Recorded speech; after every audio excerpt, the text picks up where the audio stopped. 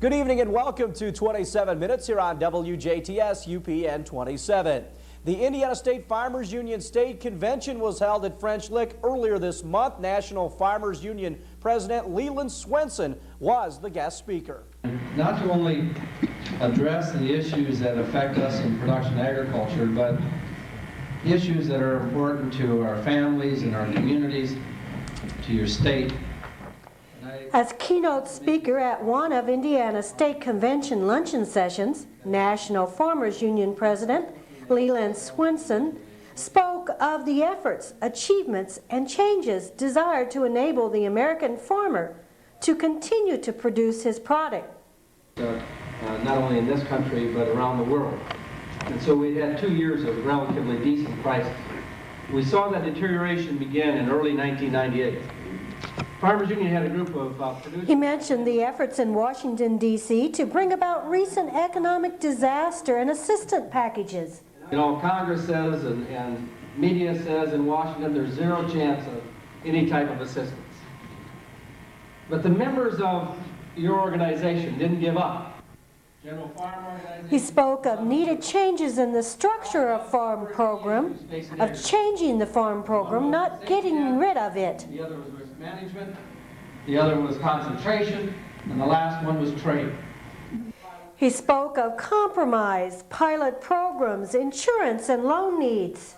Moving, rolling, farmer-owned reserve system that encompasses, let's say, 10 or 15% of an average production, with a top limit on how much you can put in to a farmer-owned reserve. So it's an empowerment for producers, not an assurance. We got to get back to on-farm storage facility loan program so that farmers can make a choice voluntarily if they want to build some storage facility on their farm to manage their grain. Why do we let the grain trade manage all the stocks? He spoke of fair trade elements in a world where currency changes happen overnight. One's the issue of currency. I think that is the issue that impacts us at the farm gate probably greater than any other issue. And that is when you take a look at the difference between Canada and the United States. I think the government of Canada arbitrarily takes steps of which to maintain a difference between 35 and 40% variance in the Canadian dollar and the US dollar. Now that's government intervention in trade. When you take a look at what action Brazil took to devalue its real, that was government intervention in trade. Because what happened? Smithfield Murphy Farms brought soybean meal in from Brazil, cheaper than what they'd buy it from the US producers, and that was the time we had the lowest soybean prices in 20 years. They took advantage of the currency devaluation from Brazil. When you take a look at what Greenspan does of intervention in our interest rates, is to shore up either the strength of the dollar or to drive it down in relation to what's happening globally. Do we have government intervention in international trade? Hell yes we do. And it impacts us when it impacts currency. It impacts us right at the farm gate. Because the first thing that happens when they announce it on a global basis is the trade takes it out in the price that announces in the cash market. Instantaneously, it takes it out on the farm. And so I believe that in our international trade negotiations, we need to authorize countries to have mechanisms that deal with currency differences. How can we deal with that? I'm not an economist, thank God. I think we can deal with it in this manner. If any corporation wants to import products into the United States, they have to pay a duty equal to the currency difference between what country they're exporting it from and in relation to the US dollar that's coming into this country. That way we level the playing field. We're not asking for additional revenue, additional taxes. All we're asking is to level the playing field. Another issue brought up during the convention was labels of origin. Indiana State Farmer Union's president, Larry Comer, addressed that topic for us following the luncheon.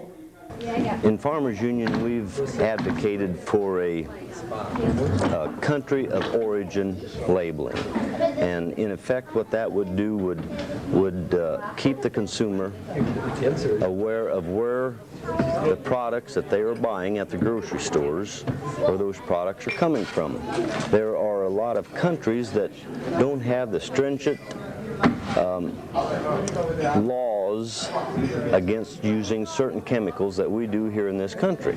And we feel that if it isn't safe for the U.S. farmers to use on their crops, and it isn't safe for the American consumers, including ourselves, to buy these type of products, it shouldn't be right for other countries to be able to use these same kind of chemicals on their produce and on their or in their livestock and ship it, import it back into this country.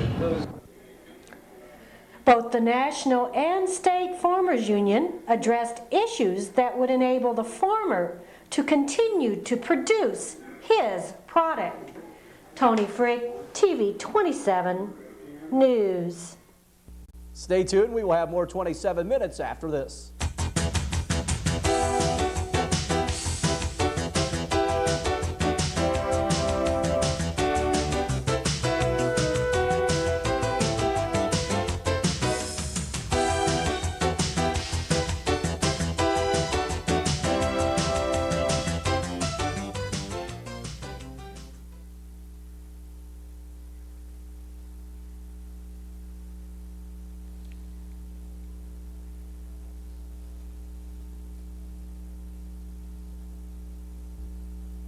Yep. It's now time for today's homeowner, brought to you by Kremp Lumber Company in Jasper. Now, a good project for this weekend is to consider some maintenance on your garage door. You know, there's so many moving parts in a garage door, so many screws and bolts, you're bound to find a few of them that are loose, just like I found here. I'm having to go along and tighten up each and every one that I find that's a little loose. Also, in inspecting this, I found a screw missing, so I'll have to head to the hardware store to find a replacement for that. Now, to keep the garage door moving real smoothly and make it quieter, consider using a spray lubricant in any of the moving areas, any of the moving parts. Also, inspect your vertical track next to your garage door to make sure it's good, vertical, and secure. Now, one area that may be a problem with the garage door that you really need to leave alone is the area at the top of the garage door where your spring mechanism is. This is a very dangerous area, and that's better if it's left to a professional. More 27 minutes when we return.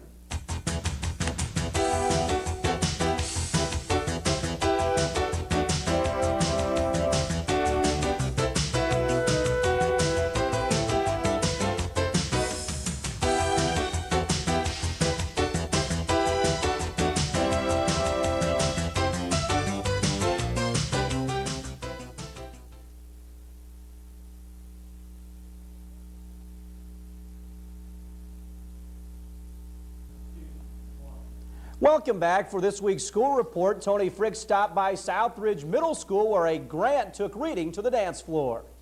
Commas go next to the M. There you go. I jump on the trampoline. Okay, now you're ready to go into pencil and draw your picture. It's been said that children learn to read in kindergarten through 2nd grade, and they read to learn in 3rd grade through 5th grade.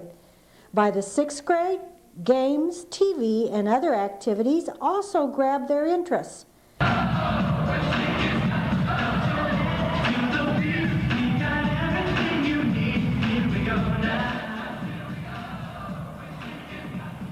Making reading an exciting experience may be one way to encourage them to continue building their reading skills. Southridge Middle School teachers sought a state grant just for that purpose. With the grant money, they set into motion a middle school event to make reading exciting.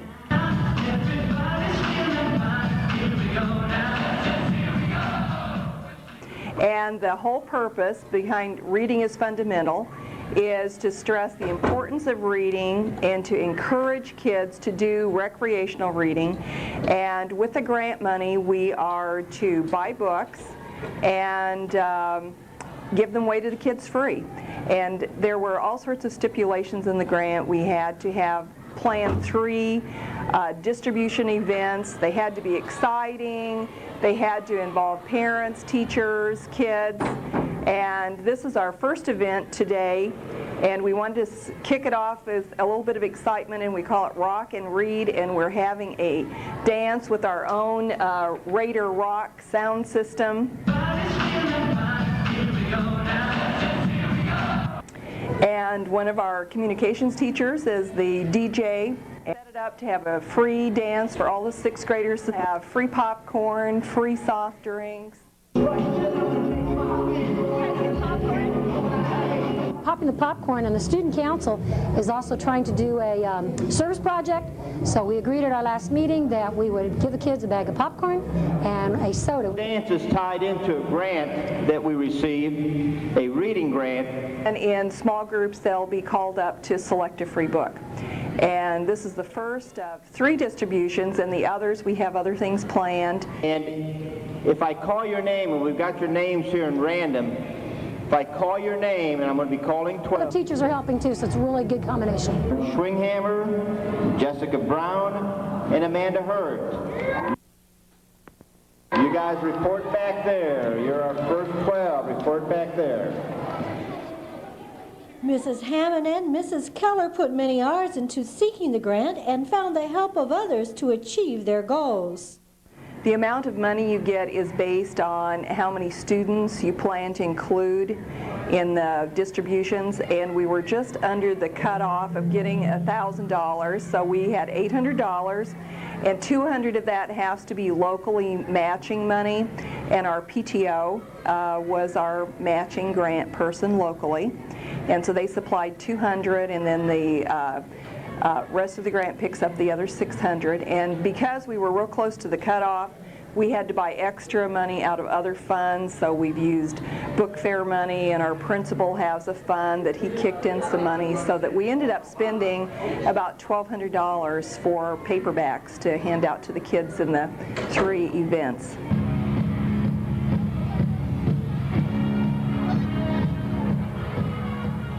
Parents agree kids do better in school in any subject if they're good readers, and that has been a real emphasis in our school.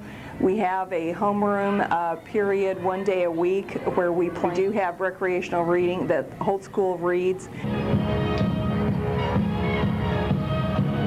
One of my goals in reading is to actually make sure that every child has a book and they're reading recreationally, because everybody reads in math and science and English and social studies, and we want to do something fun. So kind of make them think of, yeah, man, I'll have a good time, and then they will read more, and the more they read, the more they know, the more they know, the smarter they are, and the farther they'll go in life.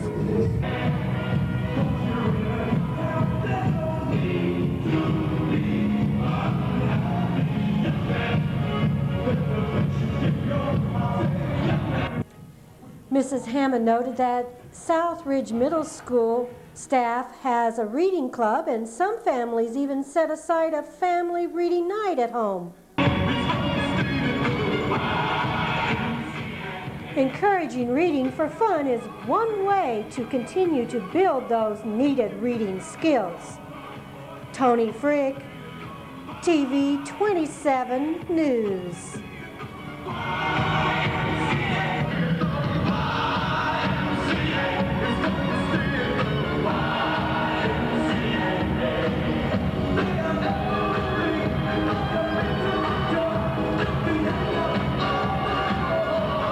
We will check 27-minute sports after this.